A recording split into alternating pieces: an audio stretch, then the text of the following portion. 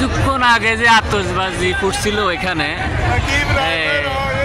আপনারা যে দেখতে আছেন যে উপরে যে মেঘগুলা দেখেন, এই সাইডে কোনো মেঘ নাই, এদিকে কোনো মেঘ নাই, মানে কোনো দিকে আর এরকম মেঘের কোনো অস্তিত্ব নাই।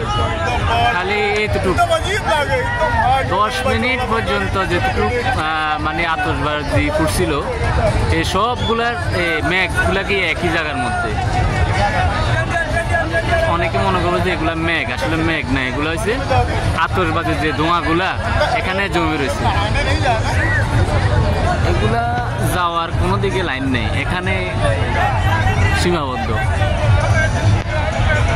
10 মিনিট পর্যন্ত যে আতশবাজি ফুটছিল, এগুলা ধোঁয়া কি পরিমাণ, পুরো একটা আসমান পুরা সাদা হয়ে গেছে, মনে হয় যে মেঘ।